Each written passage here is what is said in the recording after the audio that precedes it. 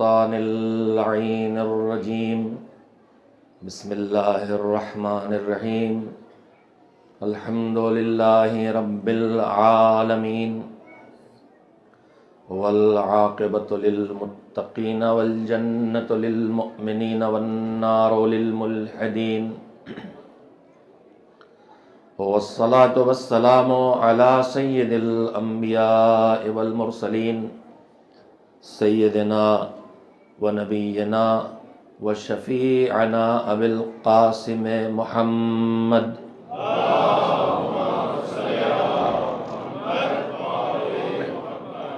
وآل الطيبين الطاهرين المعصومين المظلومين واللعنة الدائمة الباقية على أعدائهم أجمعين من الآن إلى يوم الدين أما بعد فقد قال الله سبحانه وتعالى في كتابه المبين وهو أصدق الصادقين وقوله الحق بسم الله الرحمن الرحيم اهدنا الصراط المستقيم صراط الذين أنعمت عليهم غير المغضوب عليهم ولا الضالين صلوات بھیجے محمد وعلى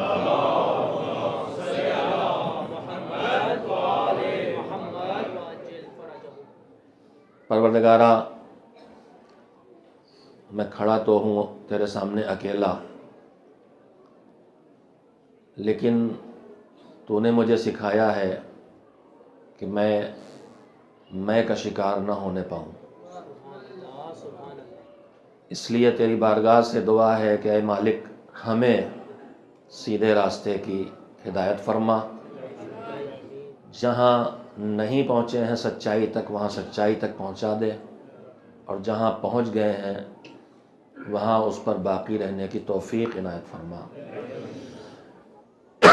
سیدھا راستہ ان کا راستہ ہے جن پر تو نے اپنی نعمتیں نازل کی ہیں، ان کا راستہ نہیں جن کی سرکشیوں اور بغاوت کے باعث جانتے بوجھتے انہوں نے حق کو نہیں قبول کیا، اس لیے وہ لائق غضب ہو گئے، وہ تیرے غضب کے حقدار ہو گئے۔ ان کا راستہ نہیں، اور ان کا راستہ بھی نہیں کہ جو اپنی ناسمجھیوں، اپنی لاپرواہیوں، اپنی جہالت، اپنی لا علمی اور اپنی ذمہ داری کے ادا نہ کرنے کے نتیجے میں راستے سے بھٹک گئے، چاہے وہ ضالین ہوں اور چاہے وہ مغضوب علیہم ہوں۔ جو گمراہ ہیں ان میں سے کچھ وہ ہیں جو گمراہ بھی ہیں، اور ساتھ ہی ساتھ اللہ کی طرف سے لائق غضب و لعنت پروردگار ہو گئے ہیں۔ مالک ان سے، وہ جن راستوں پہ چلتے ہیں ہمیں اس سے محفوظ رکھ۔ سلسلہ گفتگو آپ حضرات کی خدمت میں اس موضوع کے تحت جاری ہے کہ ہماری زندگی کے جو دو حصے ہیں، ایک دنیا کی زندگی اور ایک آخرت کی زندگی، اس پوری زندگی میں جن مسائل سے اور جن مشکلات سے ہم دوچار ہیں یا دوچار ہونے کا خطرہ ہے، اس کا اصلی سبب ہے قرآن و اہل بیت سے دوری اختیار کر لینا، اور اس کا بنیادی علاج ہے قرآن اور اہل بیت علیہ السلام سے وابستہ ہو جانا۔ زیادہ سے زیادہ وابستگی جتنی ہم قرآن اور اہل بیت سے بڑھائیں گے، زندگی مسائل و مشکلات سے ان معنی میں خالی ہوگی کہ کوئی مشکل ایسی نہیں ملے گی جہاں مشکل کشا نہ دکھائی دے، اور کسی کے پاس یہ نعمت نہیں ہے۔ یہ نعمت ہے تو بس علی کے غلاموں اور علی کی کنیزوں کے پاس ہے کہ اب تک انہیں ڈھونڈ کے بھی کوئی ایسی مشکل نہیں دکھائی دی ہے جہاں وہ یہ کہتے کہ اب یہاں کس کو پکاریں۔ ہر موقع پر مشکل کشا موجود ہے ہماری مدد کے لیے۔ عزیزو، میں نے آپ حضرات کی خدمت میں اب تک جو باتیں کہی ہیں اور جو باتیں عرض کی ہیں، ان کا مقصد صرف اتنا ہے کہ اگر بے خبری کے باعث ہم سیدھے راستے سے کہیں ہمارے قدم بہک رہے ہیں، یا لاپرواہی کے باعث ایسا ہو رہا ہے، یا بے توجہی کے باعث ایسا ہو رہا ہے، یا عادتوں کا شکار ہو کہ ہم کہیں کہیں سیدھا راستہ چھوڑ دیتے ہیں۔ جن پر اللہ کی نعمتیں نازل ہوئی تھیں ان کا راستہ کیا تھا؟ اطاعت پروردگار اور اللہ کی معصیت سے دوری۔ سب کچھ سمیٹ لیں تو یہ ان دو لفظوں میں بات آ جاتی ہے۔ قرآن اور اہل بیت سے وابستگی ہمیں گمراہی سے بچاتی ہے۔ پروردگار عالم نے ہماری خلقت سے پہلے ہماری ضرورتوں کا انتظام کر دیا تھا۔ ہمیں بعد میں پیدا کیا ہے۔ ہمیں پیاس لگنا تھی تو پانی اس نے پہلے پیدا کر دیا۔ ہمیں بعد میں پیدا کیا ہے۔ ہمیں بھوک لگنا تھی تو کھانے کی چیزیں اس نے پہلے پیدا کر دی۔ انہی ضرورتوں میں سے ایک ضرورت کا نام ہے ہدایت، صحیح راستہ دکھایا جانا، صحیح راستے پر چلا کے منزل نجات تک پہنچانا۔ مالک نے اس کا بھی انتظام انسان کی خلقت بعد میں کی ہے، نور ہدایت پہلے پیدا کیا۔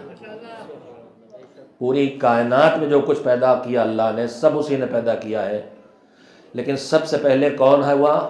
پیغمبر خدا حضرت محمد مصطفیٰ صلی اللہ علیہ وآلہ وسلم کے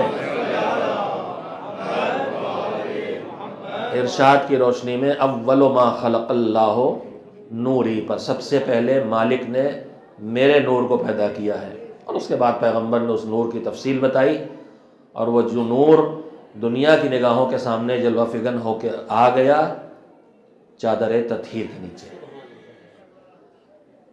اہل بیت علیہ السلام کے ذریعے ہدایت ہمیں ملنا ہے، وہ ہدایت جس کا انتظام اللہ کی طرف سے ہوا ہے، اور قیامت تک آنے والے انسانوں کو اللہ نے جو ہدایت پر باقی رہنے کے فارمولے عطا کیے ہیں ان میں سے ایک یہ بھی ہے جنہیں قرآن کریم میں ان لفظوں میں بیان کیا ہے اللہ نے، بسم اللہ الرحمن الرحیم، لقد کان لکم فی رسول اللہ اسوۃ حسنۃ لمن کان یرجو اللہ والیوم الآخر وذکر اللہ کثیرا۔ ہم ہدایت کے محتاج ہیں، صرف زبان سے بتا دینا بھی ہمارے لیے کافی نہیں ہوتا۔ آپ نے بھی صاحبان اولاد یہاں تشریف فرما ہے، یا چھوٹے بھائی بہنوں والے جوان یہاں بیٹھے ہوئے ہیں، ہم سب جانتے ہیں کہ صرف زبان سے بتانا کافی نہیں ہوتا ہے، بلکہ انسان محتاج ہے کہ اسے سکھایا جائے۔ رسالت کی ذمہ داری بھی اللہ نے صرف تعلیم نہیں رکھی ہے، یزکیہم بھی اس کے ساتھ لگا ہے، تعلیم بھی ہے اور تربیت بھی ہے۔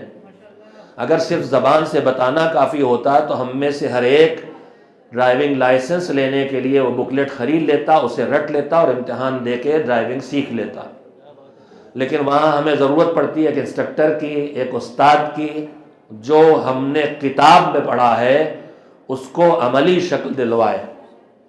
یہ انسان دنیا کے ہر کام کو کسی اور کو کرتے دیکھ کے سیکھتا ہے۔ اگر آپ کو دسترخوان پہ بیٹھے ہوئے سلیقے سے کھانے والے دکھائی دے رہے ہیں تو یہ سلیقہ میں بھی ان کے ماں باپ سے، گھر کے بزرگوں سے ان میں آیا ہے، اور اگر بدسلیقگی کر رہے ہیں، روزی کو ضائع کر رہے ہیں تو یہ بھی انہوں نے کہیں پیچھے سے اس کو کرتے دیکھا ہے اور اسے لاشعور میں سیکھا ہے۔ آدمی ایک آئیڈیل کا ہمیشہ محتاج ہے، زندگی کے ہر مرحلے میں فیصلہ کرے گا تو کوئی نہ کوئی آئیڈیل اس کے سامنے ہونا چاہیے۔ انسان کی اس فطرت کو فطرت بنانے والا اچھی طرح سے جانتا ہے، اس لیے اس نے کہا کہ تم آئیڈیل ڈھونڈو گے تو وہ آئیڈیل نہ بنا لو کہیں جو خود غلطیاں کرتے ہوں، وہ آئیڈیل نہ بنا لو کہیں جو تجربوں کا محتاج ہوں، انہیں آئیڈیل نہ بنا لو کہیں کہ جو خود ہی فرمائش کریں کہ اگر ہم ٹیڑھے ہو جائیں تو ہمیں سیدھا کر دینا۔ اعلان کر دیا لقد کان لکم فی رسول اللہ اسوۃ حسنہ، تمہارے لیے اللہ کے رسول میں، اللہ کے پیغمبر میں زندگی کے ہر شعبے کے لیے نمونہ عمل موجود ہے۔ اس آیت پہ میں اس آیت پہ گزارش کرنے حاضر نہیں ہوا ہوں، میں جو موضوع ہے اس کے متعلق بات کہنا ہے، لیکن ذرا سی تشریح آیت کے لفظوں کی کروں گا تاکہ اصل بات جو کہنا چاہتا ہوں وہ پہنچ جائے اور میرا نوجوان خصوصیت سے توجہ دے۔ اللہ کیا کہہ رہا؟ لقد کان لکم فی رسول اللہ، تمہارے لیے اللہ کے رسول میں اسوۃ حسنہ، بہترین نمونہ اور بہترین آئیڈیل موجود ہے۔ ذرا سے آیت کے لفظوں پہ غور کریں تو کیا کہیں اللہ نے مسلمانوں سے، اس امت سے یہ کہا ہے کہ تمہاری ذاتی زندگی کے لیے نمونہ نہیں ہے، مسجد کی زندگی کے لیے نمونہ ہے؟ جب تم امام بارگاہ میں آؤ تو رسول نمونہ ہے، اور جب تم سڑک پہ چلو تو رسول تمہارے لیے نمونہ نہیں ہے۔ اس آیت میں ایسی کوئی بات نہیں ہے۔ پیغمبر کو ہمارا نمونہ قرار دیا، ہماری زندگی کا بھی کوئی مخصوص حصہ نہیں کیا، یعنی ہماری زندگی کا ہر لمحہ محتاج ہے نمونے کا۔ اور پیغمبر کی زندگی کو بھی اللہ نے قید و بند میں نہیں رکھا ہے کہ جب ممبر پہ جائیں تب نمونہ ہے، جب مسجد پہ جائیں تب نمونہ ہے، بلکہ مطلق زندگی پیغمبر کی نمونہ قرار دی ہے۔ بازار میں ہو پیغمبر تب بھی وہ آئیڈیل ہیں، مسجد میں ہو تب بھی آئیڈیل ہیں، سجدہ کر رہے ہو تب بھی آئیڈیل ہیں، سجدے کے عالم میں پشپ نواسا آ جائے تو سجدے کو طول دے دیں تب بھی آئیڈیل ہے۔ نہ پیغمبر کی زندگی کو تقسیم کیا ہے، نہ ہماری زندگی کو تقسیم کیا ہے۔ ہماری زندگی کے ہر لمحے کے لیے، چاہے ازدواجی زندگی ہو، چاہے عائلی اور خاندان کی زندگی ہو، چاہے سیاست کی زندگی ہو، چاہے کاروبار کی زندگی ہو، چاہے ملازمت کی زندگی ہو، چاہے تفریح کا وقت ہو، زندگی کا ہر گوشہ اللہ کہہ رہا ہے تمہیں پیغمبر کی سیرت میں اس کے نمونے ڈھونڈنا ہوں گے، اور ہم نے تمہاری پوری زندگی کے لیے پیغمبر کی پوری زندگی کو نمونہ بنایا ہے۔ لیکن اس کے بعد آیت کے اگلے جملوں کو پڑھیے، آئیڈیل بنایا ہے اللہ نے ہم سب کے لیے اور ہماری زندگی کے ہر مرحلے کے لیے، لیکن پیغمبر کی زندگی کو اپنی زندگی میں آئیڈیل بنا کون سکے گا؟ بالکل اسی طرح جیسے قرآن کو اللہ نے بھیجا ہے سارے انسانوں کی ہدایت کے لیے، ہدی للناس، لیکن اس سے ہدایت حاصل کون کر سکے گا؟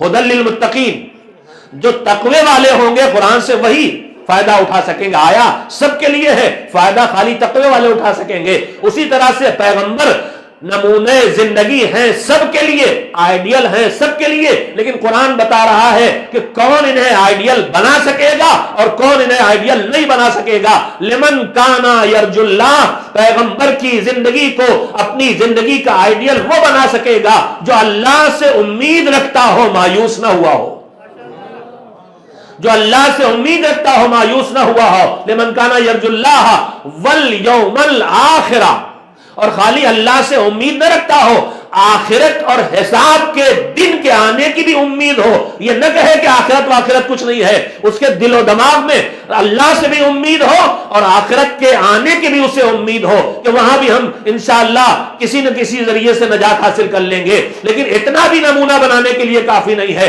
لمن کان یرجو اللہ والیوم الآخرہ وذکر اللہ کثیرا، اللہ سے امید رکھے اور آخرت کے دن کو یاد رکھے اور پوری زندگی میں اللہ کو خوب یاد رکھے۔ جب یہ تین صفتیں اپنے اندر پیدا کر لو گے تب تم پیغمبر کو زندگی کو اپنے لیے آئیڈیل بنا سکو گے۔ صلوات تو آپ کہے بغیر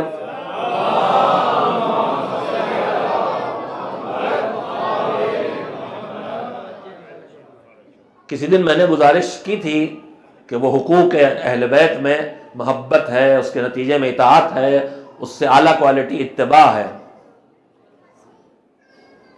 تو ضروری نہیں ہے کہ آدمی اطاعت پہ رکا رہے کہ جب کہیں گے تب کریں گے۔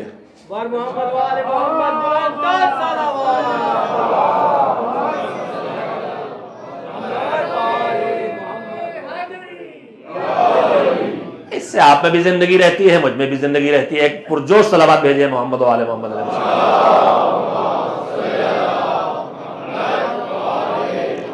میں نے یہ اس آیت کا تذکرہ کیوں چھیڑا ہے؟ میں اپنے موضوع سے الگ نہیں ہوا ہوں میرے عزیزوں۔ وابستگی قرآن سے اور اہل بیت سے، وابستگی ہی میں ہماری نجات ہے، مشکلات کا حل ہے، مسائل حیات کا حل ہے۔ دنیا کے مسائل ہو ان کا حل بھی انہی دونوں سے وابستگی میں ہے، آخرت کے مسائل ہو ان کا حل بھی قرآن اور اہل بیت سے وابستگی میں ہے۔ اللہ نے نمونہ بنایا پیغمبر کی ذات کو۔ پیغمبر کی حیات کل کتنے سال؟ 63 سال کی زندگی۔ 63 سال کی زندگی میں 40 سال سکوت اور خاموشی کے، بچے 23 سال۔ جن میں 13 سال مکے کے. مکے میں جتنی آیتیں آئی ہیں یا وہ عقائد سے متعلق ہیں, توحید کی گفتگو زیادہ ہے, شرک کی برائیوں کی گفتگو زیادہ ہے, قیامت کی بات زیادہ ہے, یا پچھلی امتوں کی سرکشیوں کے تذکرے ہیں تاکہ عبرت حاصل کریں. مکے میں کوئی ایسی آیت نہیں آئی جس میں مسلمان سے کسی کام کے انجام دینے کا حکم دیا گیا ہو. یعنی احکام سے متعلق یہ ایک علمی گفتگو, علمی بحث ہے کہ کون سی آیتیں اور سورہ مکے کی ہیں اور کون سی مدینے کی ہیں. یہ تو آپ کو قرآن میں لکھا مل جاتا, آپ سمجھتے ہیں ایسی آسمان سے اتر کے آیا تو لکھا ہوا نہیں. یہ ہمارے علماء نے انتہائی جفاکشی اور محنت کر کے جستجو کر کے طے کیا ہے کہ کون سورہ مکی ہے, کون سورہ مدنی ہے, اور کس مکی سورہ میں اتنی آیتیں مدینے کی ہیں اور کس مدنی سورہ میں اتنی آیتیں مکے کی ہیں. تو مکی مدنی آیتوں میں جو پہچان ہے ان میں سے ایک پہچان یہ ہے کہ مکی آیتوں میں زیادہ تر عقائد کا بیان ہے, اخلاقی باتوں کا بیان ہے, پچھلی امتوں کی گمراہیوں کے تذکرے ہیں. مدنی آیات میں زیادہ تر احکام خدا کا بیان ہے. نماز کے وجوب کا حکم مدینے میں آیا ہے, روزے کے وجوب کا حکم مدینے میں آیا ہے, حج کے وجوب کا حکم مدینے میں آیا ہے, زکات کے وجوب کا حکم مدینے میں آیا ہے, ربا لینا حرام ہے, سود لینا حرام ہے, انٹرسٹ لینا حرام ہے, یہ مدینے میں اس کا حکم آیا ہے, حجاب واجب ہے, یہ مدینے میں حکم آیا ہے. تو احکام زندگی جہاں آدمی کو کچھ کرنا ہے وہ سب مدینے میں آئے ہیں, جو ہے کل 10 سال کی زندگی. اور پیغمبر کو نمونہ بنا دیا اللہ نے. اب یہاں سے آ کے پیغمبر کی امت کے 2 حصے ہو گئے. ایک یہ کہہ رہی ہے کہ پیغمبر دنیا سے اٹھے تو نمونہ ہمارے درمیان سے ختم ہو گیا. ایک امت کا حصہ, چھوٹا حصہ, یہ کہہ رہا ہے کہ نہیں, پیغمبر دنیا سے اٹھے ہیں مگر محمد نہیں اٹھا ہے. 12 محمد یہ کے بعد دیگر آئیں گے, زمانے بدلتے رہیں گے, حالات بدلتے رہیں گے, مگر فرزندان محمد میں اپنے زمانے کا کوئی محمد رہے گا جو نمونہ حیات بن کے جیے گا.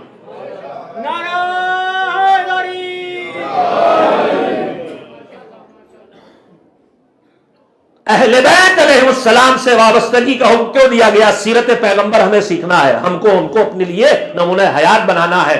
میں نہ کسی کی توہین کرنا میری عادت ہے, نہ کسی کی تنقیص و تنقید کرنا, لیکن ایک حقیقت ہے جو میں اپنے بھائیوں اور اپنی بہنوں کے سامنے خدمت میں عرض کرنا چاہتا ہوں. سیرت پیغمبر ہمارے لیے نمونہ.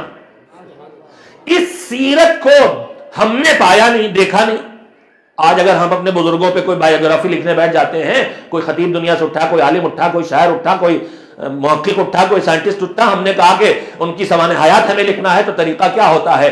ایسے لوگ ڈھونڈے جاتے ہیں جنہوں نے ان مرحوم کو جن کے بارے میں ہم لکھنا چاہتے ہیں ان کو دیکھا ہو, ان کے ساتھ اٹھنا بیٹھنا رہا ہو, ان سے تعلقات رہے ہو, ان سے اس بزرگ کی عادتیں پوچھتے ہیں, ان کے انٹرویو لیتے ہیں, ان سے معلومات جمع کرتے ہیں, اس کے بعد بایوگرافی اور سوانح عمری لکھتے ہیں. سیرت پیغمبر ہمیں سیکھنا ہے.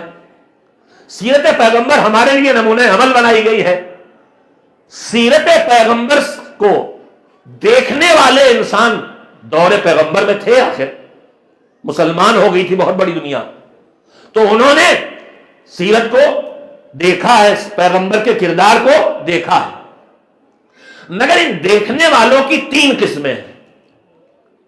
ایک ہیں اصحاب پیغمبر, جو مسلمان ہو گئے, پیغمبر کے ساتھ اٹھنا بیٹھنا. اگر مکے میں شروع میں مسلمان ہو گئے تو انہیں 23 سال پیغمبر کے ساتھ گزارنے کو مل گئے, اور اگر وفات پیغمبر کے سال ہی مسلمان ہوئے یا 1 سال پہلے تو انہیں 1.5 سال کل ملا. اور پھر اسی کے بعد حیرت ہوتی ہے کہ 1.5 سال پہلے مسلمان ہونے والا 23 سال پرانے مسلمانوں کے مقابلے میں زیادہ بڑا راوی بن جاتا ہے. تو نمونہ ہمیں پانا ہے پیغمبر کا. پوچھے کس سے؟ ہم تو ہیں نہیں وہاں, ہم نے انہیں دیکھا نہیں. کہا جنہوں نے دیکھا ان سے پوچھو. تو جنہوں نے دیکھا ان کے ڈھونڈنا شروع کیا ہم نے, تو ہمارے سامنے آیا اصحاب نبی. ہم نے کہا اور کوئی, کہاں اور ہے ازواج نبی. ہم نے کہا اور کوئی, کہاں اور بھی ہے اہل بیت نبی. متوجہ ہیں آپ؟ یہ تینوں شخصیتیں وہ ہیں جنہوں نے حیات پیغمبر کو پایا ہے. اب میرے عزیزو, مجھے حیات پیغمبر سیکھنا تھی. میں نے سوچا کہ زیادہ لوگوں سے پوچھیں گے تو زیادہ معلومات حاصل ہوں گے, اور سب سے بڑی تعداد ہے اصحاب نبی کی. لہذا ہم نے اصحاب نبی سے سیرت کو سمجھنا شروع کیا پیغمبر کے بارے میں، اور ہمیں معلومات ملنا شروع ہو گئے۔ پیغمبر مسجد میں آ کے یوں نمازیں پڑھتے تھے، یوں مناجات کرتے تھے، یوں خطبہ دیتے تھے، میدان جنگ میں پیغمبر کی یہ صورتحال ہوتی تھی، بازار میں پیغمبر کی حالت کا حال یہ ہوتا تھا۔ مختلف زندگی کے پہلوؤں کے بارے میں معلومات ہمیں ملتے رہے اصحاب نبی سے۔ ایک مرتبہ ہم نے کہا بہت کچھ آپ نے بتا دیا، ممبر پہ کیسے اور مسجد میں کیسے اور عید کے دن کیسے اور ہجرت کے وقت کیسے، سب آپ نے بتا دیا، مگر یہ تو بتائیے رات میں پیغمبر سوتے کتنی دیر تھے، جاگتے کتنا تھے؟ اپنے گھر میں رہائش تھی ان کی تو بستر ان کا کیسا تھا، کیسے بستر پہ لیٹتے تھے، کھانا کتنا کھاتے تھے، کیا پسند کرتے تھے؟ کہا بھیا ہم ہیں باہر والے، اندر کی بات ہم نہیں بتا پائیں گے۔ اصحاب نبی سب یہی کہیں گے ہم ہیں باہر والے، پیغمبر کی سیرت کے متعلق باہر کی جتنی باتیں ہیں ہم سے پوچھو ہم بتائیں گے، لیکن گھر کی بات ہم نہیں بتا پائیں گے۔ ہم نے کہا چلو ازواج نبی کے پاس چلے، ازواج نبی کے پاس گئے۔ پیغمبر رات میں عبادت کیسے کرتے تھے؟ کہا رات کی تاریکیوں میں اٹھ کے گوشے میں جا کے سجدے میں جا کے گریا کرتے تھے، روتے تھے، اللہ کی بارگاہ میں حاضر ہوتے تھے تو ان کا بدن کانپتا تھا، تھوڑی دیر کے لیے لیٹتے تھے اور وہ بھی چٹائی پہ لیٹتے تھے جس کے نشانات ان کے جسم مبارک پہ بن جاتے تھے۔ ہمیں گھر کی ساری ازواج کے ساتھ چاہے ان سے کتنی بھی تکلیف پہنچی ہو، پیغمبر نے ہمیشہ حسن سلوک کیا۔ ازواج پیغمبر سے ہمیں باتیں ملتی رہی، ہم نوٹ کرتے رہے، سوتے اتنا تھے، عبادت اتنا کرتے تھے، کھانے میں یہ چیز پسند تھی، بچوں کو یوں گود میں، نواسوں کو یوں پیار کرتے تھے، بیٹی کے احترام کے لیے ایسے کھڑے ہو جاتے تھے، یہ سب ہمیں ازواج نبی سے خبر ملتی رہی۔ ہم نے کہا ذرا یہ بتائیے کہ جب میدان جنگ میں گھمسان پڑتا تھا تو اس وقت پیغمبر کی پوزیشن کیا ہوتی تھی؟ کہا بھائی یہ ہے باہر کی بات، ہم سے پوچھو گھر کی بات، ہم باہر کی بات نہیں بتا پائیں گے۔ تو ہم گئے اصحاب نبی کی طرف، سوتے رہیے آپ، کوئی حرج نہیں ہے۔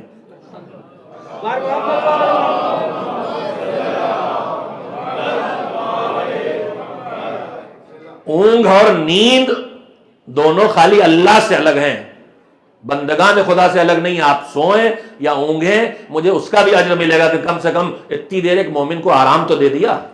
محمد والے محمد بلند تر صلوات،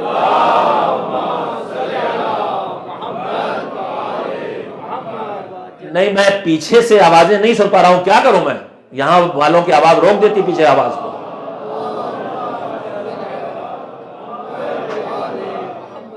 تو اصحاب نبی نے کہا گھر کی بات ہم نہیں جانتے، ازواج نبی کے پاس گئے تو انہوں نے کہا باہر کی بات ہم نہیں جانتے۔ ہم نے کہا حیات پیغمبر ہمیں ملے تو کیسے ملے؟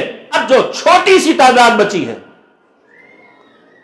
ان کی گنتی، جنہوں نے وہ اہل بیت، وہ پیغمبر کے گھر والے، ان کی تعداد ازواج سے بھی کم ہے، اصحاب سے بھی کم ہے، بہت کم ہے، بہت کم ہے۔ مگر دیکھیں زندگی، پیغمبر کی زندگی کا پتہ چلانا ہے تو چلے ان کے پاس دیکھیں، شاید کچھ معلوم ہو جائے۔ ہم نے کہا میدان جنگ میں کیسے؟ کہا سب ہٹ جائیں، وہ اپنی جگہ جمے رہتے تھے۔ دلوں اور چہروں پر جب بدحواسی طاری ہو جاتی تھی تب پیغمبر کے چہرے پہ سکون ہوتا تھا۔ مسجد میں کیسے ہوتے تھے؟ ایسے ہوتے تھے، یوں عبادتیں کرتے تھے۔ گھر کی تاریکیوں میں عبادت کیسے کرتے تھے؟ ایسے۔ تو اہل بیت پیغمبر ہمیں وہ ملے جو پیغمبر کی سیرت کے ہر حصے سے باخبر ہیں، جنہوں نے آنکھ کھولی تو پیغمبر کی گود میں کھولی، اور پیغمبر نے آنکھیں بند کی تو ان کی آغوش میں سر رکھ کے آنکھیں بند کی۔ ہم نے کہا بس اگر پوری حیات پیغمبر کو ہمیں سمجھنا ہے تو پوری حیات کے بارے میں نہ اصحاب بتا پائیں گے نہ ازواج بتا پائیں گی، بس اہل بیت پیغمبر ہے جو پوری حیات کے بارے میں خبر دے سکے۔ محمد والے محمد بلند تر صلوات۔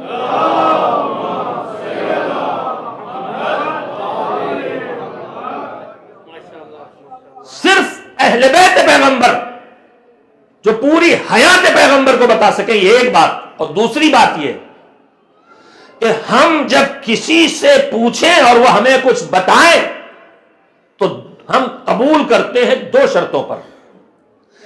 ایک یہ کہ جس سے ہم پوچھ رہے ہیں وہ صحیح بات جانتا ہو، اور دوسری بات یہ کہ جو صحیح بات جانتا ہو اس صحیح بات کے کہنے کی جرأت بھی رکھتا ہو۔ نہیں، آپ نے دوسرے جملے کی طرف توجہ نہیں دی۔ آپ کسی کی ایسے نہیں مانیں گے، لاکھ اہل علم ہو، خوب جانتا ہے، لیکن پتا ہے یہ ذرا تھوڑا سے دبو ٹائپ کے آدمی ہیں، ہر جگہ سچائی کہہ نہیں سکتے، جانتے تو ہیں، تو ہم ان کے پاس ان کی بات نہیں مانتے۔ سچ بلا وجہ کڑوا کہلاتا ہے، سچ اس میں کڑوا ہوتا ہی نہیں ہے۔ یہ میٹھا سچ جس میں آپ بیٹھے ہوئے اس وقت، کس کو کڑوا لگ رہا ہے؟ محمد صلوات۔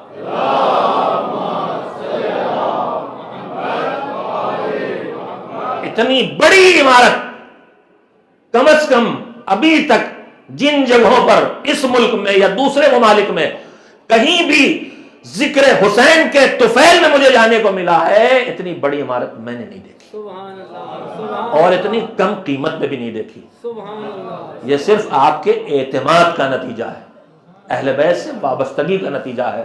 اہل بیت سے وابستہ نہ ہوتے تو اتنی قیمتی عمارت نہیں خرید سکتے تھے۔ یہ وابستگی کا ثبوت ہے۔ اب اس وابستگی کا ثبوت تھوڑا اور آگے بڑھائیے، عمارت لے لی ہے تو اسے بہتر سے بہتر انداز میں اس کو ترتیب دیجئے اور اس کا انتظام کیجئے، تاکہ ہماری اگلی نسل والے ہیں یہ اپنے کالجوں اور اسکولوں اور یونیورسٹیز میں جن اعلیٰ کوالٹی کی دنیاوی کیفیت پاتے ہیں ان کو یہاں بھی ملے، اس لیے کہ یہ تھوڑا سے اپنے بزرگوں سے پچھلی نسلوں سے دور ہونے کی وجہ سے ان کے اندر سادگی تھوڑی کم ہو گئی۔ میرے جوان برا نہ مانیں گے، ان کے اندر سادگی تھوڑی کم ہو گئی ہے۔ ہم سب اپنے گھروں میں صوفے اور کرسیوں پہ بیٹھنے والے ہیں، لیکن یہاں ہمیں فرش ادا پہ بیٹھنے میں عزت ملتی ہے۔ یہاں کرسیوں پہ بیٹھنا ہمیں اچھا نہیں لگتا۔ جو مجبور بزرگ بیچارے بیٹھے، مجھے پتا ہے میں بھی ان کی فہرست میں 100% آ گیا تھا، لیکن اللہ نے پھر کرم کیا ہے اور 25% بھی نہیں رہ گیا کرسی پہ بیٹھنے کے لائق، ورنہ نماز بھی کرسی بیٹھ کے کرا۔ بہرحال میں کہنا یہ چاہتا ہوں کہ اہل بیت علیہ السلام سے وابستگی ہمیں ایک چیز سکھاتی ہے۔ وہ چیز کیا ہے؟ ہاتھ پھیلانے سے پہلے دے دو۔ دروازے پہ کوئی آ کے ہاتھ پھیلائے اس سے پہلے دے دو۔ آپ کے اس مرکز کو آپ کی تعاون کی پھر ضرورت ہے۔ آپ کے خدمت گزار اور اس ادارے کے خدمت گزار ڈاکٹر رضا صاحب کچھ اس سلسلے میں کہنا چاہتے ہیں، ان سے آپ سماعت فرما لیں، اور نعرے لگائیے چاہے نہ لگائیے، جیب میں ہاتھ ڈال لیجئے گا اور نقد نہ نکالیے گا، وہ کم ہوگا، چیک لکھیے گا، نقد دینے میں تکلیف بھی ہوتی ہے۔ صلوات دے دیں محمد علیہ۔ محمد والے محمد بلند تر صلوات۔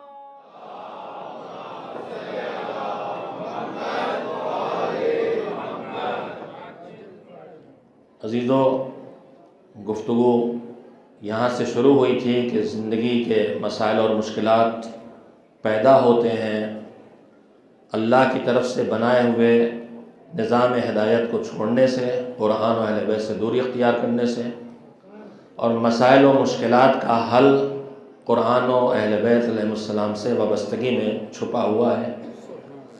اہل بیت علیہ السلام کی بارگاہ میں وابستہ ہونے کے لیے ہم کو اپنی پوری طاقت صرف کرنا چاہیے، کیونکہ ان کے علاوہ ہمیں کوئی نہیں ملتا کہ جن کی ضمانت پروردگار عالم نے قرآن کریم میں لی ہو۔ نہ قرآن کریم میں آپ کو ان صاحبان ایمان کی ضمانت دیکھنے کو ملے گی جو دور پیغمبر میں ایمان لائے، نہ ان صاحبان اسلام کی ضمانت ملے گی جو مسلمان ہوئے، نہ تعریفیں ضرور ہیں لیکن ضمانت نہیں لی گئی ہے کسی کی بھی، نہ ازواج نبی کی نہ اصحاب نبی کی۔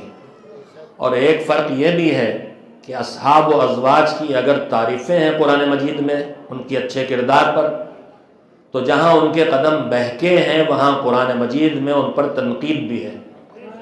لیکن اہل بیت وہ ہیں کہ جن کا تذکرہ جہاں بھی آیا ہے ان کے کسی فضل اور ان کے کسی کمال کو بیان کرنے کے لیے آیا ہے۔ پورے قرآن میں کوئی ایک حرف بھی ایسا نہیں ہے جو اہل بیت کی کسی کمی کو بتا رہا ہو، اس لیے کہ وہ پاک تھے اور اللہ کے بنائے ہوئے پاک تھے۔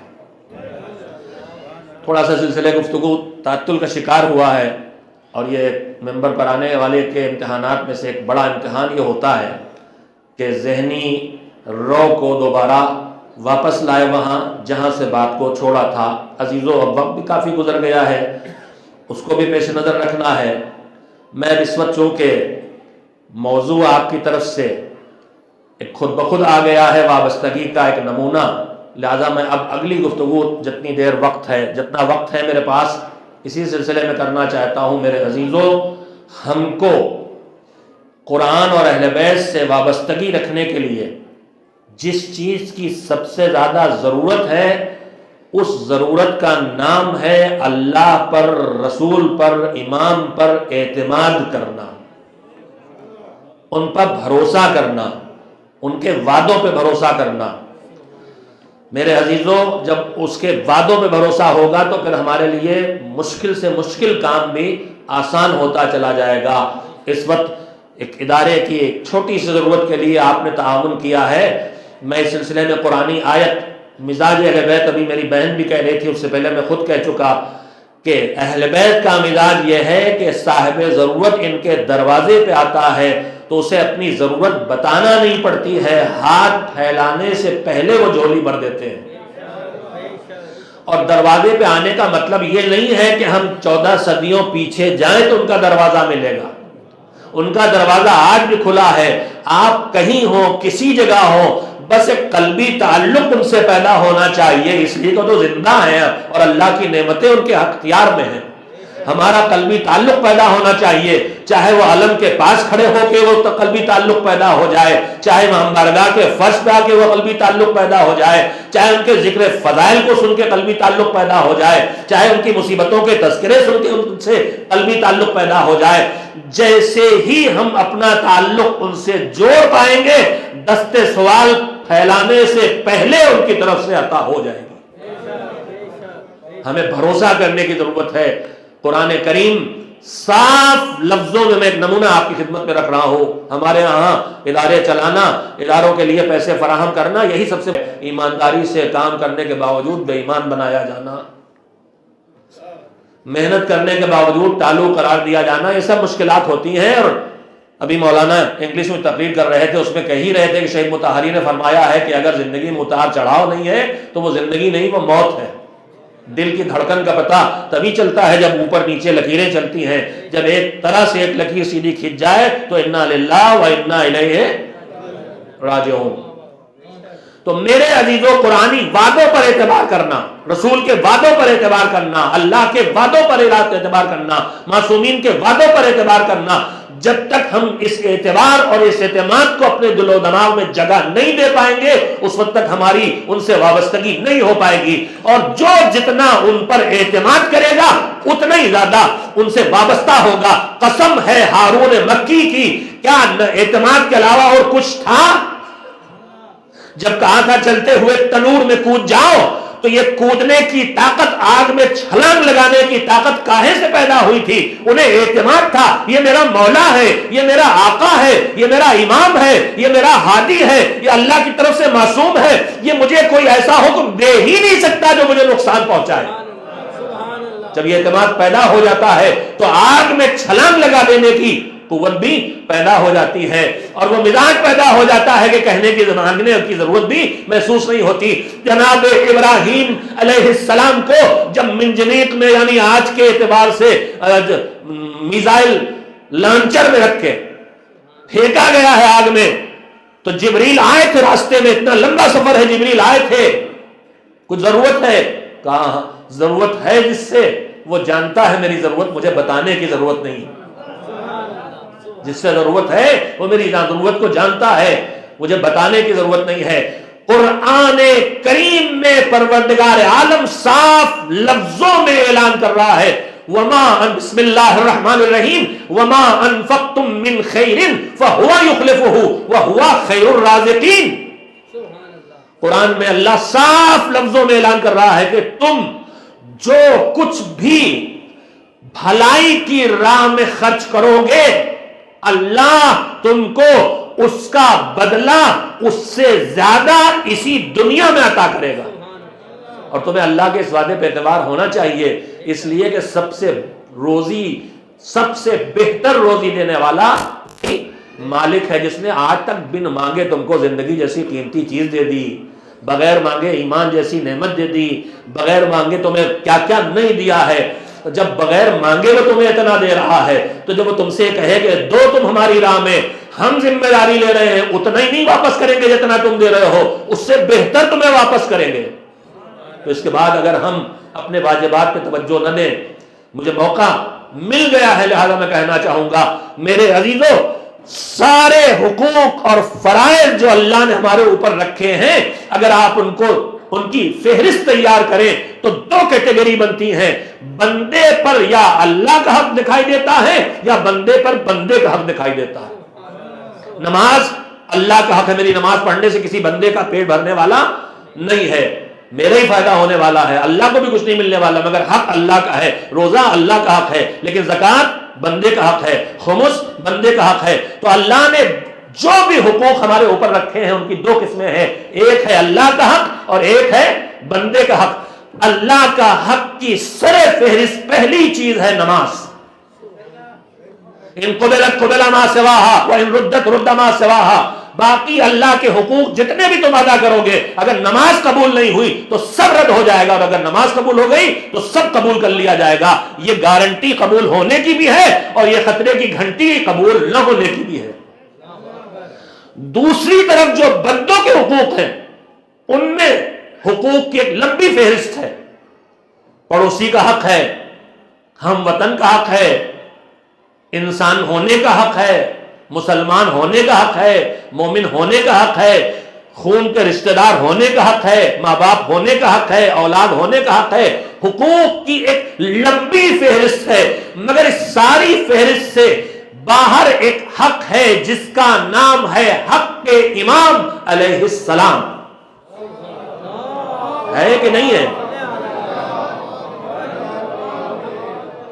اللہ کے حقوق میں اگر سر فہرست نماز ہے تو بندوں کے حقوق میں بندوں کی بڑی فہرست میں سر فہرست ہے کون؟ بندگی میں۔ جو بندگی میں سر فہرست ہے اسی کا حق بھی سب سے بڑا حق ہوگا، اور اس حق کا نام ہے خمس، اس حق کا نام ہے سہم امام۔ قرآن مجید کے 10ویں پارے کی بالکل ابتدائی آیات ہیں۔ بسم اللہ الرحمن الرحیم، اگرچہ سورہ برات کی آیت ہے، اس میں بسم اللہ نہیں پڑھنا چاہیے لیکن ایک عادت ہے۔ صرف سورہ برات ایک ایسا سورہ ہے جس میں ہم کو بسم اللہ الرحمن الرحیم کے تذکرے سے نہیں کہنا، اس لیے کہ برات سے شروع ہوتا ہے، اللہ کے غضب سے شروع ہوتا ہے۔ وَاعْلَمُوا أَنَّمَا غَنِمْتُمْ فَأَنَّ لِلَّهِ خُمُسُهُ لِلرَّسُولِ وَذِي الْقُرْبَى وَالْيَتَامَى وَالْمَسَاكِينِ، اس بات کو اچھی طرح جان لو۔ یہ لہجہ خود ہی کہہ رہا ہے کہ آسانی سے سبق ان کی سمجھ میں آنے والا نہیں ہے۔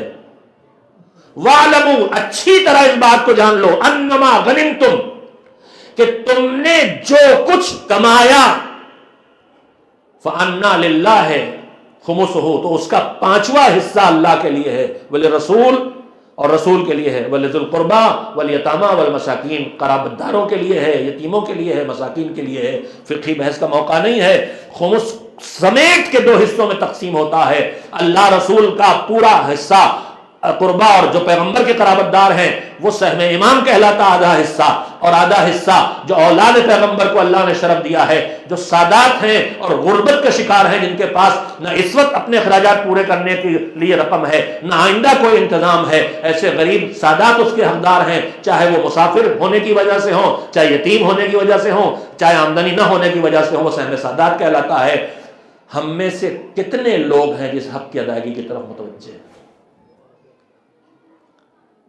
سچی بات ہے، حقیقی بات ہے، ہمیں غور کرنا چاہیے۔ بحثیں اس میں اٹھیں گی، میرا اس وقت کا موضوع نہیں ہے۔ بحثیں اٹھائی جاتی ہیں کہ وہ غنیمتم مال غنیمت ہے، یعنی جنگ میں لوٹ کا مال۔ افسوسناک بات یہ ہے کہ بحث کہاں سے اٹھتی ہے؟ شیعان علی سے، جبکہ اس بحث کو چھیڑا کس نے تھا؟ دشمنان علی نے۔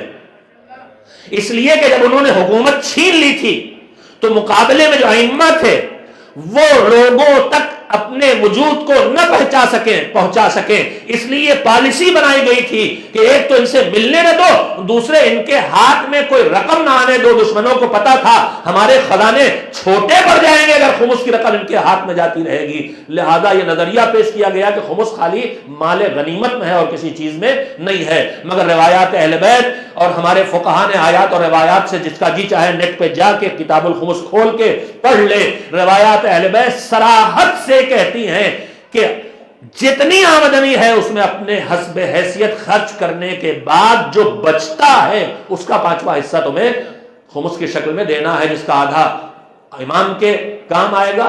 امام کس کام، اگر امام کے ہاتھ میں ہوتا تو وہ کیا کرتے؟ بیماروں کے لیے اسپتال بناتے، جاہلوں کے لیے اسکول کھولتے، یہ سب کام کرتے۔ وہ دریا کوئی ہے، پل نہیں ہے، پل بنایا جا رہا۔ آج کی ترقی یافتہ دنیا میں اوور برج کی ضرورت ہے، فلائی اوور کی ضرورت ہے۔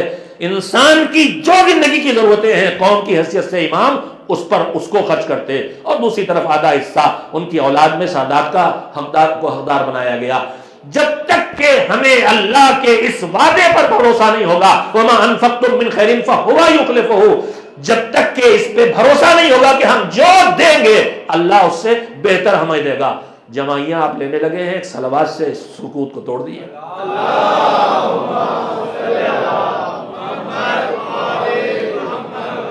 میں بھی سوچ رہا ہوں، اخباروں میں بہت چیزیں چھپتی ہیں، ایک میں بھی اپنا ایڈ چھپوا دوں کہ جس کو نیند نہ آتی ہو دوا نہ کھائے، میری مجلس میں آ جائے، صلح دینے کی گارنٹی ہے میری۔ محمد والے محمد بلند تر صلوات۔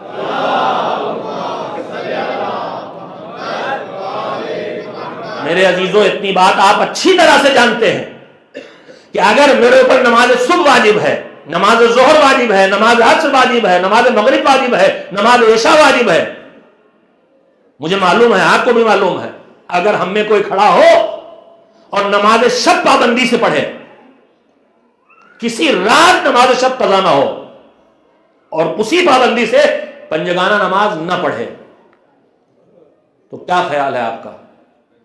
یہ نماز شب اللہ کی بارگاہ میں قابل قبول ہوگی؟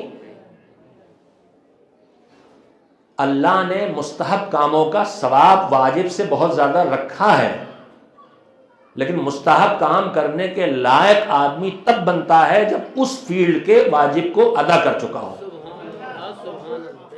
آپ پڑھ لیں مسائل میں، جس کے ذمے اس کے واجب رمضان کے روزے قضا ہیں، اگر سبب شرعی کے سفر کی وجہ سے، بیماری کی وجہ سے، تو ایک روزے کے بدلے میں ایک قضا کرنا ہے، اور اگر بدماشی کی وجہ سے قضا ہے۔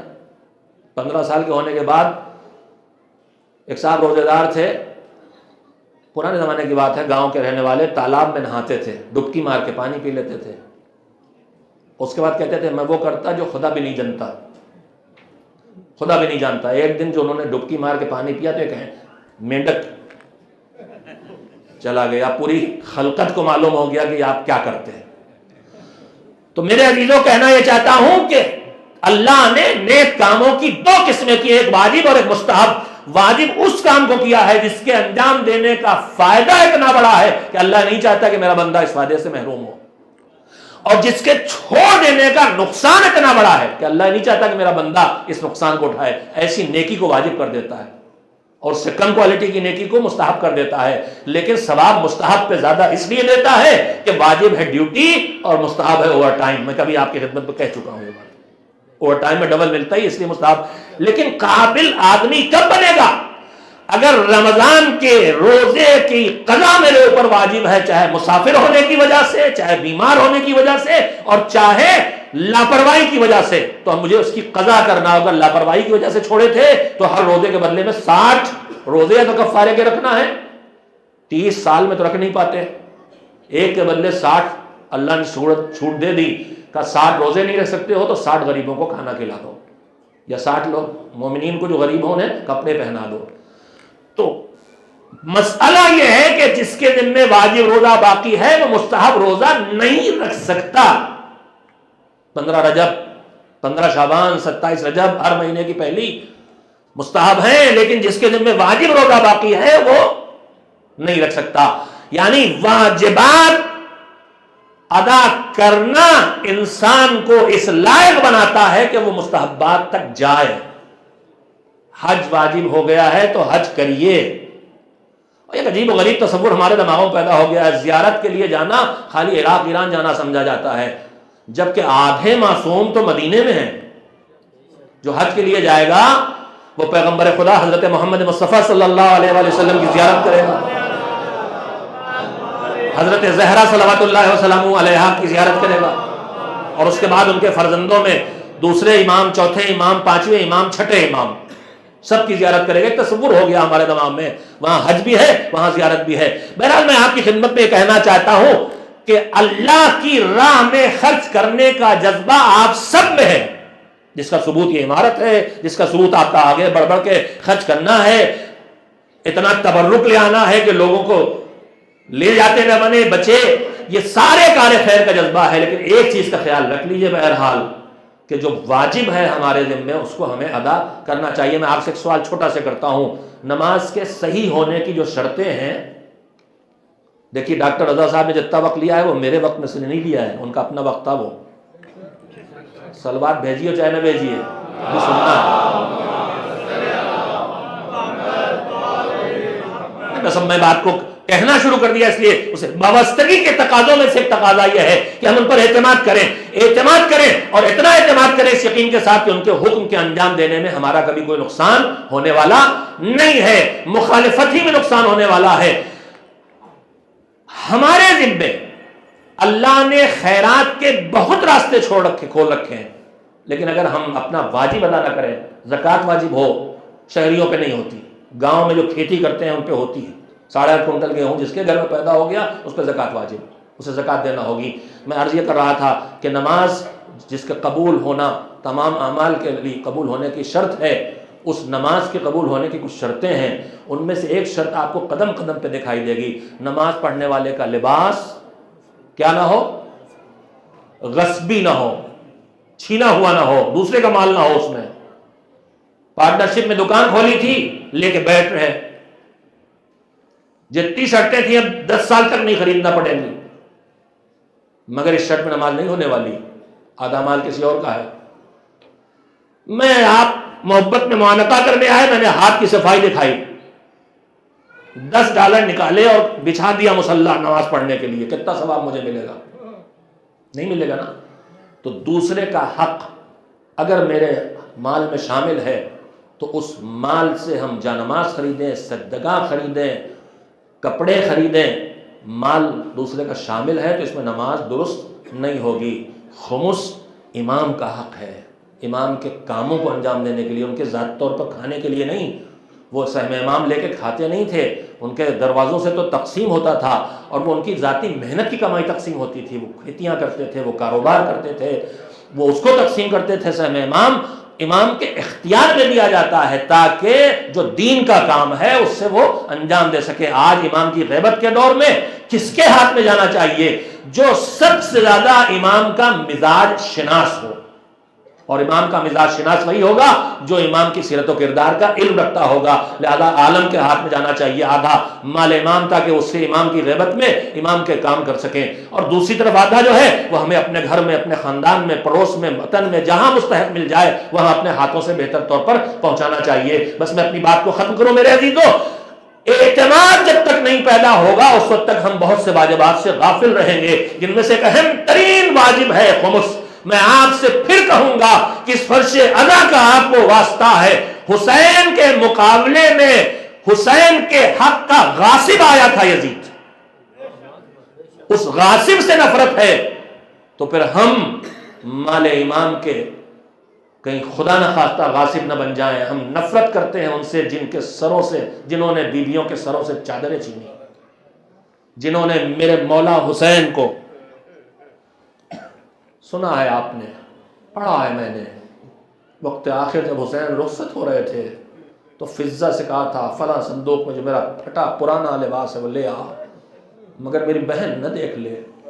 مگر ہر لمحے فکر مند رہنے والی بہن کیسے نہ دیکھتی. فضہ کو دیکھ لیا, کیا لے کے جا رہی ہے؟ کہا آپ کے بھیا نے کپڑے منگائے ہیں. کہا یہ کیوں کہتی ہے کہ میرے بھیا کا لباس لے کے جا رہی, یہ کیوں نہیں کہتی کہ میرے بھیا کا کفن لے کے جا رہی ہے؟ زینب جانتی ہیں کون سے حالات ہیں. اس پرانے لباس کو حسین نے بچا کے رکھا تھا, پھر اسے لے کے اور پھاڑا اور کہا کہ اتنا بوسیدہ اور بوسیدہ کر رہا ہوں تاکہ شاید ظالم یہ لباس میرے بدن پہ رہ جانے دے, جن کی ماں کے صرف اس جواب پر کہ بیٹا تمہارے کپڑے درزی لے کے آئے گا, اللہ نے جنت سے لباس اتارا تھا, ظالموں نے اس کے جسم سے لباس چھین لیا. انگوٹھی اتارنا چاہیے, نہ اتار سکا تو انگلی کاٹ ڈالی.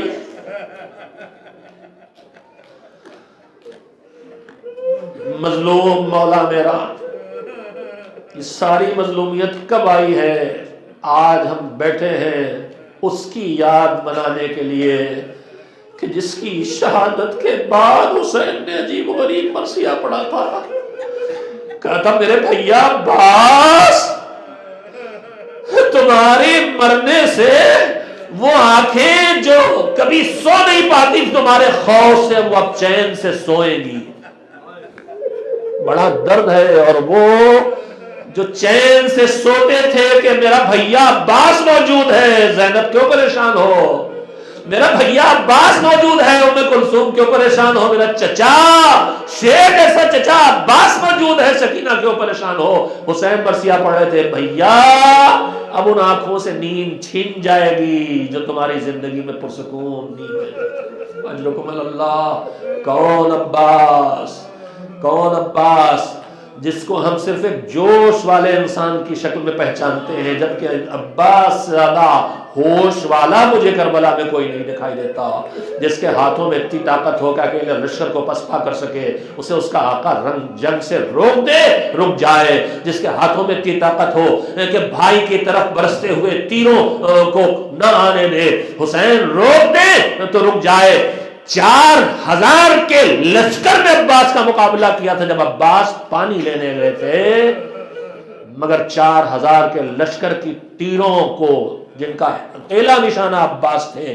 عباس مشکیدہ بھی سنبھالے ہیں، علم بھی سنبھالے ہیں، اور 4000 کا لشکر جو تیر اندازی دور سے کر رہا، کسی میں قریب آنے کی ہمت نہیں ہے، ان تیروں کو کاٹ بھی رہے ہیں.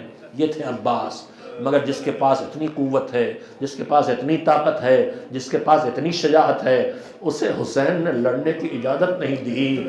سر کٹا کے مر جانا ان کے لیے آسان تھا، مگر گود کے پالوں کی لاشیں اٹھانا ان کے لیے بڑا مشکل کام تھا.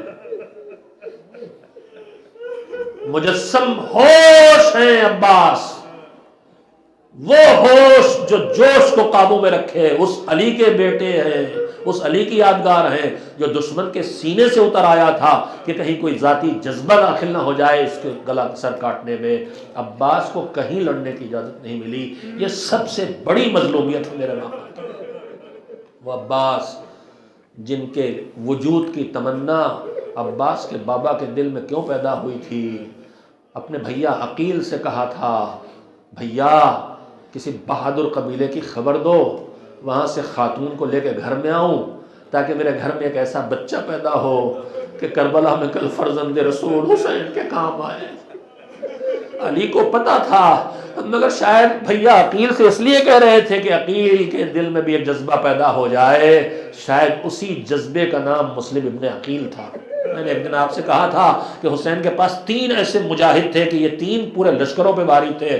محمد حنفیہ کو مدینے میں چھوڑا، مسلم کو کوفہ بھیج دیا، اور عباس کو کربلا لائے تو لڑنے کی اجازت نہیں دی. عباس کے لیے مشکل یہ نہیں تھا کہ سر کٹا کے سو جائیں. عباس کے لیے مشکل نہیں تھا کہ تلواروں کے درمیان چمکتی ہوئی بجلیوں میں کود جائیں. عباس کے لیے ننھے ننھے بچوں کی التش کی آوازیں سننا مشکل کام تھا.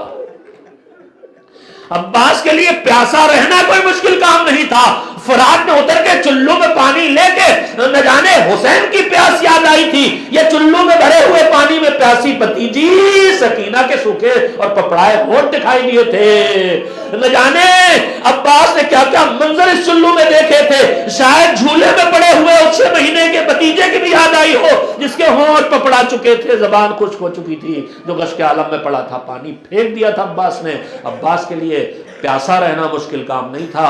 عباس کے لیے یہ دیکھنا مشکل کام تھا کہ اصغر پیاسے ہیں، سکینہ پیاسی ہے.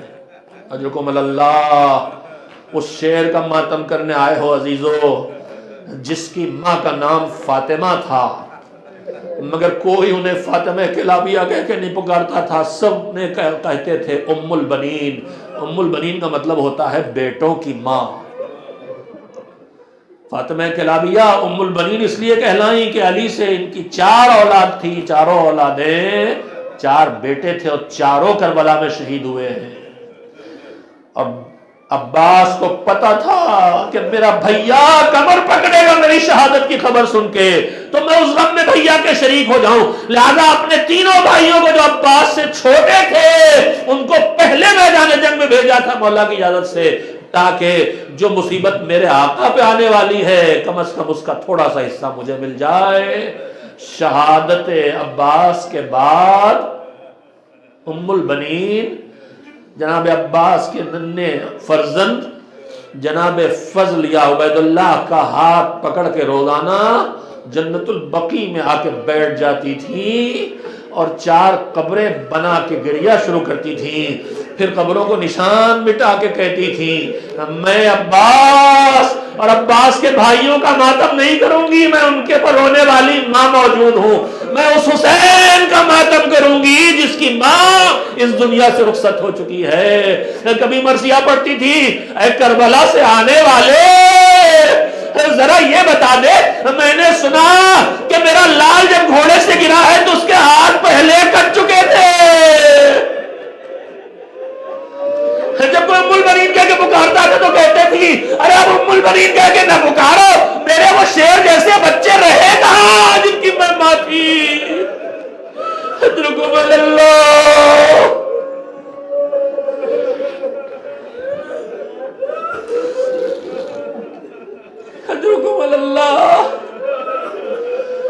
बस बहुत देर नहीं, आप भी रो ले मैं भी रो लूं। किस तेजी से याम गुजर गए, आज रात की शब आ गई। अब ये नहीं लगता कि हमने कुछ हुसैन का मातम किया है। हाँ, शब आशूर जब हुसैन ने चराग बुझा के कहा था चले जाओ, तो पहली आवाज अब्बास ने दी थी, आपके बाद जी के क्या करेंगे। सुबह आशूर जब जंग के हालात तैयार थे, ज़ुहैर इब्न क़ैद ने जनाब अब्बास से पूछा था, अब्बास तुम्हें पता है कि अली के दिल में तुम्हारी तमन्ना क्यों पैदा हुई। रवायत कहती है शेर घोड़े पे सवार था, रकाबों में पैर थे, एक मरतबा अंगड़ाई ली तो रकाबें टूट गई और कहा तो शज्जोनी या ज़ुहैर, ज़ुहैर क्या तुम मुझे गैरत दिला रहे हो। अरे मुझे मौला से लड़ने की इजाजत तो मिले। जब कोई लाश हुसैन के साथ करबला के मैदान से उठा के लेके आते थे तो हर बार कहते थे, भैया आका अब इजाजत मिल जाए। और हर बार हुसैन जवाब देते थे, भैया तुम्हें कैसे जाने दूं, तुम तो मेरे लश्कर के सरदार हो। यहां तक कि वो वक्त भी आ गया कि जब भांजों की लाशें खैमों में पहुंचा चुके, वो वक्त भी गुजरा जब कासिम के जिस्म को समेट के ला के करबला के मैदान से खैमों तक पहुंचाया। अब फिर हाथ जोड़े सर झुकाए खड़े हैं, आका मैदान करबला में जाने की अब इजाजत दे दे। हुसैन ने फिर अपना जुमला दोहराया, मेरे भैया मेरे शेर, तुम तो मेरे लश्कर के सरदार हो, तुम्हें कैसे इजाजत दे दे। बड़ी मायूसी से सर को झुका के कहा, आका अब वो लश्कर है कहां जिसका मैं सरदार हूं। कुर्बान तुम्हारी मजलूमियत पे मेरे शेर। कोई लम्हा था, खैमों के अंदर से बच्चों की नन्हे नन्हे बच्चों की लतश लतश की आवाज आना शुरू हुई।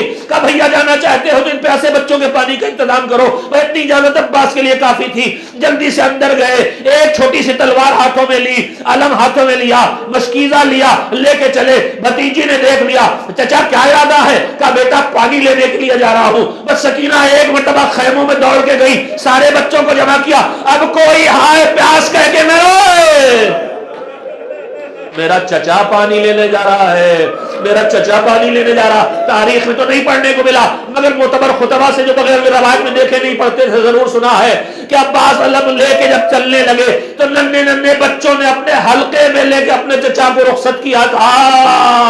जाते जाते बहन ने रोका, कहा भैया रुक जाओ, भैया रुक जाओ, भैया रुक जाओ। कहा क्या बात है मेरी बहन, मेरी शहजादी ज़ैनब क्या बात है। कहा भैया मुझे बाबा ने बताया था, मेरे बाबा ने बताया था कि मेरे इन बाजुओं पे रस्म बनेगी, मेरे सर से निजा छिड़ेगी, मैं कैदी बनूंगी। मुझे यकीन था बाबा की बात पे, मगर सोचा करती थी कि जिसका अब्बास जैसा शेर भाई हो,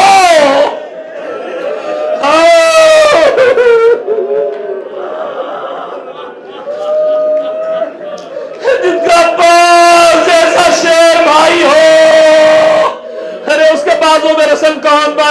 مگر اب یقین ہو رہا ہے، اب بھروسہ ہو رہا ہے کہ ہم قیدی بنیں گے۔ بس عزیز و عباس گئے، پانی بھرا، علم سنبھالا، مشکیزہ سنبھالا، چلے خیموں کی طرف۔ ظالم نے آواز دی پانی نہ پہنچنے دینا۔ کسی کی ہمت نہیں قریب آئے، جھاڑی کے پیچھے چھپ کے عباس کے داہنے ہاتھ پہ حملہ کیا، بازو کٹا، علم کو جھٹکا لگا۔ شاید خیموں کے آگے ننھی بھتیجی علم کو دیکھ رہی تھی، میرے چچا کی خیر ہو۔ عباس نے مشکیزے کو دہن سے پکڑ لیا، بائیں ہاتھ سے علم کو سنبھالا، آگے بڑھے۔ ظالم نے چھپ کے پھر دوسرا وار کیا، ہاتھ کٹ گئے، مگر گھوڑے کو خیمے کی طرف بڑھا رہے ہیں، پانی خیموں تک پہنچ جائے۔ ایک مرتبہ کسی ظالم نے نشانہ ایسا لیا کہ تیر مشکیزے کو چھید کے عباس کے دل میں اتر گیا، پانی بہا۔ عباس نے گھوڑے کا رخ فرات کی طرف موڑ دیا، بغیر پانی کے خیموں میں نہ جائیں گے۔ ظالم کا گرز سر پہ پڑا، زمین پہ آئے، آقا آخری سلام۔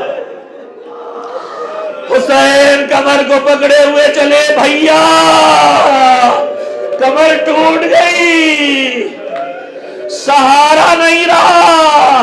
پہنچے، سر اٹھا کے عباس کا گود میں رکھا، عباس کے آنسو جاری ہوئے۔ کہا کیا بات ہے میرے بھیا، یہ آنسو کیسے؟ آقا آپ جانتے ہیں، ارے آپ نے میرا سر اٹھا کے اپنی گود میں رکھا، چہرے سے خاک پوچھی، تھوڑی دیر کے بعد آپ کا گلا زمین پر کاٹا جائے گا، ارے وہاں کون آپ کا سر اٹھا کے آغوش میں رکھے گا؟ حجرکم اللہ، دنیا سے رخصتی کا وقت ہے۔ کہا بھائی آقا دو تمنائیں پوری کر دیجئے، ایک تو یہ کہ میں نے بھتیجی سے پانی لانے کا وعدہ کیا تھا، پانی نہیں لا سکا، لہذا میری لاش کو خیموں میں لے کے نہ جائیے گا، یہیں چھوڑ دیجئے گا۔ ارے عباس بھتیجی کے نام پہ یہ چاہتے ہیں کہ ابھی تک میرا آقا کوئی لاش اٹھانے گیا تو میں ساتھ تھا، اب میرا بھائی اکیلے کیسے لاش اٹھائے گا؟ کا دوسری تمنا کیا ہے؟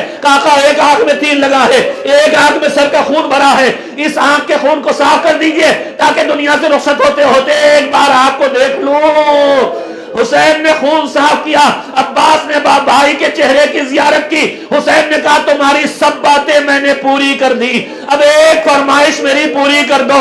میرے بھائی تم نے زندگی بھر مجھے آقا کہہ کے پکارا، کبھی بھائی نہیں کہا، ایک بار بھیا کہہ کے پکارو۔ جوان بھائی نے بوڑھے بھائی کی گود میں سر رکھ کے آواز دی، بھیا بھیا، اور بھائی کو چھوڑ کے رخصت ہو گئے۔ حسین علم لے کے چلے خیموں کی طرف۔ سکینہ نے بچوں کو سنبھالا، آؤ دیکھو میرا چچا آ گیا۔ مگر جو علم پہنچا تو دیکھا علم آیا ہے، علمدار نہیں آیا۔ بچوں نے حلقے میں علم لے لیا، ماتم شروع ہو گیا۔ واہ عباسا، واہ حسینہ، عباس کے غلاموں علم لے کے آؤ، عزاداروں ماتم کرو، عباس کا علم آ رہا ہے۔ علم آیا ہے مگر علمدار نہیں